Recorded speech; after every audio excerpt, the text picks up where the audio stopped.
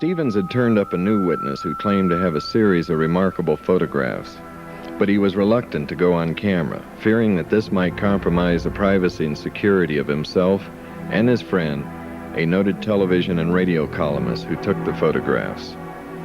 After a lengthy discussion, Junichi assures the witness that his identity will be cloaked. You want to see these things? Yeah. Let's see. Those pictures were taken, some by the gentleman you're talking about and some by his mother, were they not? Just by him. Him and his wife. I don't know which one it took. His mother was, I think, his or her mother was kind of old, and she didn't have any photography stuff. Did they ever see the spacecraft on or near the ground? Well, just right over the house. These people, just over the house? Yeah, just flying. You know, there's a lot of pictures here. As far as I know, no one has ever seen these photographs except for the people I've described. Here's like this one's flying directly over the house. Mm-hmm. Right over the house. Right over the house. Here it is with the top of the capsule raised. He said that capsule went up and down on top. Changed elevation? Sometimes it was higher and sometimes... Well, you see in this one, there's no top to the thing. This is going over the house also. This is the same photograph, but it was further over the house. See, that's going over the house. And he took another picture as it got over the house. That's interesting. And then as it went out in the field, it elevated this little thing on top, a bubble on top. That accounts for some of the changing shapes that we get reported. I see. And here's one again in the open field, just over a cornfield, way out over the trees.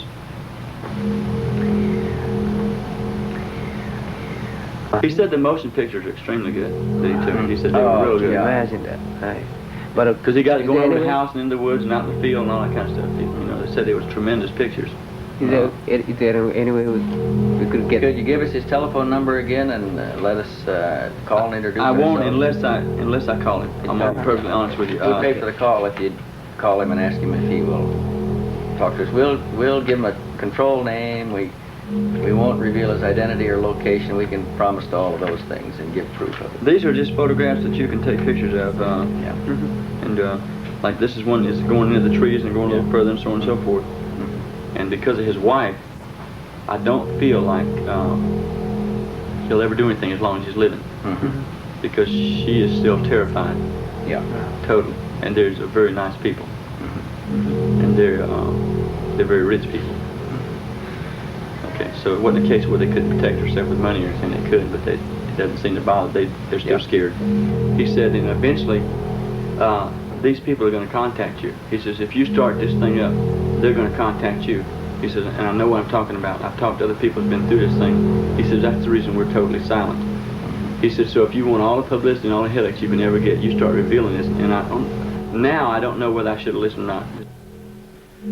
For every witness that had been frightened off, there were others who would willingly come forward to share the wonder of their experience, like the Jerry McAllister family in Anderson, South Carolina.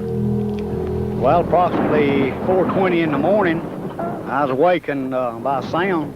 I thought it was a helicopter crashing here in the backyard, and I woke up and the whole entire inside of my house was lit up real bright and outside real bright. So I finally got to the window, and bedroom window, and looked out, and didn't see any crash of a helicopter. First thing I seen was this most perfect flying saucer you would ever see. And I never believed in them, but I seen that one. I believe in them now. But it was over the whole structure of these pine trees here. Where? Right here. It's about 70 foot in circumference, approximately 2 stories high. I viewed it for approximately 3 minutes. But in turn, I had a broke leg, and I grabbed one of my crutches and finally hit my wife in the leg and got her awakened, and she got to the window, and she said, oh my gosh, how beautiful. And so it was sitting there hovering over these pine trees, and as it was hovering over the trees, it was still floating, this up and down motion, clockwise, just like that. Then when it got ready to leave, it just turned up. Tipped up on edge, and just went off like a streak of lightning. The saucer landed in his front yard, came down in his front yard. They went to his house, and he drew this sketch. Yeah. And about an hour and a half later, the Easley Sheriff's Department called me and asked could they come down and me draw a sketch of the saucer that was here in the backyard. I said, sure. So they came down, approximately an hour and a half. I drew this sketch here of the saucer. Yeah. And not even seeing this. They, I drew mine, they compared it, and you see how close they are. Right. And they didn't even, I didn't even know that they had a sketch that he drew. We didn't know nobody else had seen it. Didn't even know anyone else had seen it. The UFO bore a striking resemblance to the object filmed earlier by the television columnist. Yeah, shake it. There were 17 people in all. 17 people gathered here before Counting, the thing counting the the deputy sheriff, 4 deputy sheriffs, and our family, and those neighbors and the next door neighbors. There's 17 people in all. As daybreak came at 5 after 7, that's when it got up yonder real high, and it was still bright. And then all of a sudden, it left and it was cloudy like. Just in this area. Just in this area about through there, from where it left, it was cloudy as it could be, just like it's coming up a, rainstorm. Was there any odor or smell of any kind? No smell, no odor, no smoke. These trees, nothing moved when it was there or when it left. Everything was perfect. I originally wasn't scared. I could see windows, but the windows were black. Black.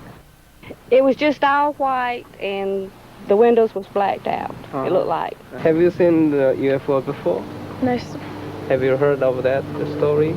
Yeah, the story? I read magazines all the time. Well, you're interested in? She is. Yeah. She's the only one that's ever believed in them or liked to read about them.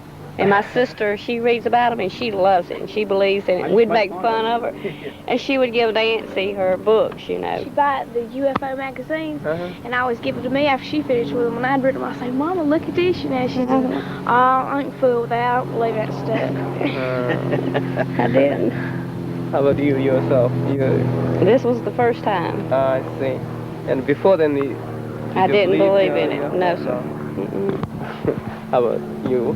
No, I didn't believe in them. Like I tell you, I didn't even believe they even sent men to the moon. I never could get it in my mind and believe that mess. But I believe it now. And this saucer here, it didn't come from the United States. We brilliant, but I don't believe we're that brilliant to have something that beautiful. Not a structure like this was. Because I believe it comes from another planet.